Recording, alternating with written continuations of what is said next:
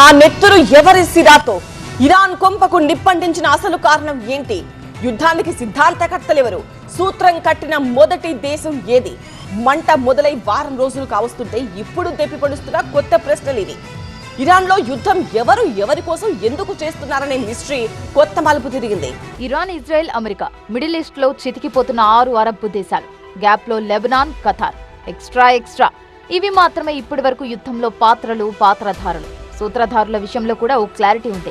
కానీ కొత్తగా ఎంట్రీ ఇచ్చిన రష్యాతోనే కొత్త కన్ఫ్యూజన్లు వచ్చేశాయి.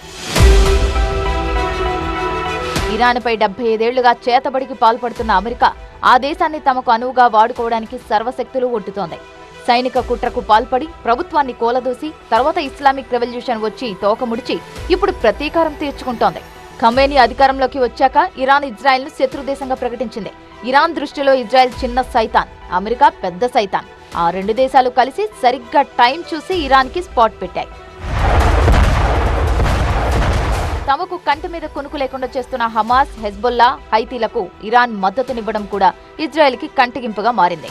ఇరాన్ అణ్వాయుధాలు తయారు చేస్తోంది. పొరుగునే ఉన్న తమ మిత్రదేశం ఇజ్రాయెల్ని టార్గెట్ చేస్తుందన్న సాకుతో కూడా ఇరాన్ దేశాన్ని టార్గెట్ చేసింది America. That's why operation epic fury పేరుతో ఖమేనీని ఖతం చేసింది అమెరికా. ఇది పైకి కనిపిస్తున్న నిజం, కానీ కనిపించని కారణం మరొకటి ఉంటుందని చావు కబురు చల్లగా చెప్పుకొచ్చింది అమెరికా.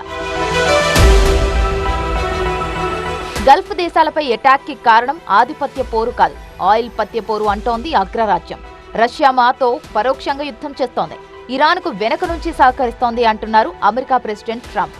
రష్యా అండతోనే ఇరాన్ రెచ్చిపోతోందన్నారు. రష్యా నిఘా వర్గాలు ఇచ్చిన సమాచారంతోనే తమ యుద్ధ నౌకలు, విమానాలపై ఇరాన్ దాడులు చేస్తోందని మండిపడ్డారు. ఇరాన్లో చమురు క్షేత్రాలపై రష్యా కన్నేసి యుద్ధాన్ని తమకు అనువుగా మార్చుకుంటోందా అనేవి కొత్త సందేహాలు.